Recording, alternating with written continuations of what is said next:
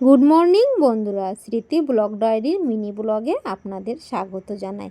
তো আজকে কি বলো তো, আজকে তোমাদের একটা ব্লাউজ কাটিং করে দেখাবো। তার জন্য দেখো একটা অস্ত্রের কাপড় নিয়ে নিয়েছি। আর অস্ত্রের কাপড় নিয়ে প্রথমে বডির মাপের 4 ভাগের 1 ভাগ নিয়ে নিয়েছি। এখানে 11 ইঞ্চি আড়ে নিয়েছি আর লম্বায় নিয়েছি 15 ইঞ্চি নিয়ে দেখো দাগ দিয়ে নিয়েছি। এবার দেখো গলাটা 2.5 ইঞ্চি আর পুট থেকে 3.5 ইঞ্চি। এবার ওখান থেকে পুটের থেকে দেখো 6 ইঞ্চি মহড়ার দিকে একটা দাগ দিয়ে সেটা দেখো স্কেল দিয়ে কিন্তু আমি দাগিয়ে নিচ্ছি। আর এদিকে গলা 2.5 ইঞ্চি থেকে সোজা নিয়ে দেখো আর মহড়ার থেকে 1.5 ইঞ্চিতে একটা শেপ রাউন্ড করে নিলাম। আর এদিকে দেখো বডির মাপে যেহেতু 42 বডি হবে তো 10.5 ইঞ্চি তে দাগিয়ে দেখো আমি দাগ দিয়ে নিচ্ছি। আর এদিকে দেখো গলা নিয়েছি 2.5 ইঞ্চি আর এদিকে তোমার পিঠ থাকবে 4 ইঞ্চি। তো গলার ডিপটা হচ্ছে 10.5 ইঞ্চি আমার গলাটা নামাতে হবে। তো 10.5 ইঞ্চি গলাটা নামাতে হবে। তো সেই কারণেই কিন্তু আমি 15.5 ইঞ্চি ঝুল নিয়েছি, সেটার থেকে বাদ দিয়েই কিন্তু আমি বাদবাকিটা গলা ডিপের জন্য রেখে দিলাম। তো তোমরা দেখতেই পাচ্ছ আমি দাগিয়ে কিন্তু কাটিং করে নিয়েছি। তো তোমরা একটু ফলো করে দেখো, তাহলে অবশ্যই কাটিংটা বুঝতে পারবে।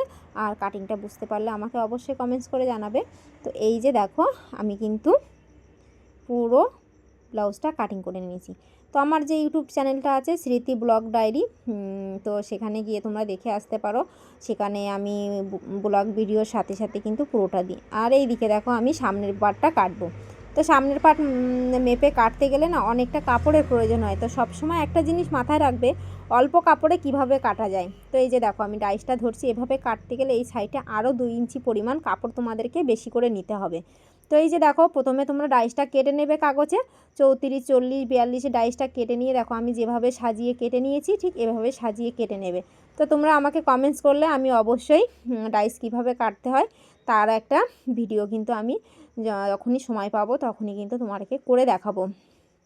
তো যেহেতু আমি সত্যি কথা বলতে আমার কাজ কিন্তু কারোর থেকে শেখা না, আমার জেঠু করতো সেখান থেকেই আমি পুতুলে জামা কাপড় সেলাই করতে করতে সেখান থেকে কিন্তু আমার এই কাজের হাতেখড়ি হয়।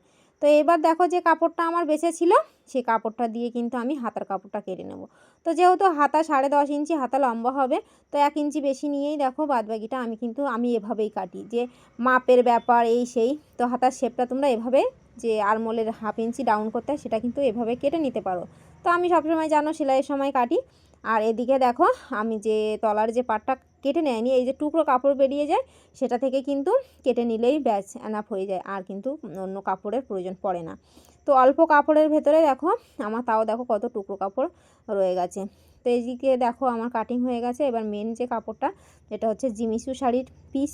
তো এখানে দেখো আমি প্রথমে হাতাটা কাটিং করে নিলাম আর এবার দেখো বডিটা কাটিং করে নিচ্ছি। সরি বডিটা আগে কাটিং করে নিয়েছি, তারপরে দেখো হাতাটা কাটিং করে নিলাম। তো নেওয়ার পরে যে কাপড়টা ছিল মানে খুবই অল্প কাপড়, এবার বুঝেই পাচ্ছি না যে আমি কিভাবে ভাঁজ করে সামনের পার্টটা কাটবো আর সামনের এস পার্ট ভি পার্টগুলো আমি বার করে নেব। তো খুবই অল্প কাপড় কিভাবে করব বুঝে উঠতে পারছিলাম না। তো এই যে দেখো যখন তোমাদের অল্প কাপড় হবে সবসময় আগে হাতা আর হচ্ছে পিছন পার্টটা কেটে নেবে, তারপরে এই সামনের পার্ট না ঠিক টুকরো টাকরা যে কাপড় থাকে সেগুলো দিয়ে কিন্তু বার করে নিতে পারবে। একটু জোড়া দিলেও সামনে জয়েন পড়লে কোনো সমস্যা হয় না, কিন্তু পেছনে জয়েন দিলে খুব সমস্যা হয়ে যায়। তো সেই কারণে আর তোমরা যারা আমার ভিডিওতে নতুন তারা অবশ্যই আমার ভিডিওটা একটু ধৈর্য সহকারে দেখো, ভুল হয়ে গেলে আমাকে ক্ষমা সুন্দর দৃষ্টিতে দেখো। আর জানি না তোমাদের কতটা আমি ভালোভাবে তোমাদের সঙ্গে শেয়ার করতে পারছি, তো আমাকে কমেন্টস করে অবশ্যই জানিও। কোথাও ভুল হয়ে গেলে আমাকে কমেন্টস করে, আমি অবশ্যই তোমাদেরকে ভালো করে বুঝিয়ে বলে দেব। তো আমার এই ভিডিওটা তোমাদের কেমন লাগলো, ভালো লাগলে একটা লাইক, একটা কমেন্ট, একটা শেয়ার করে দেবেন। ইউটিউব থেকে দেখলে সাবস্ক্রাইব করবেন, ফেসবুক পেজ থেকে দেখলে ফলো করে দেবেন। টাটা বন্ধুরা, সবাই ভালো থাকবে।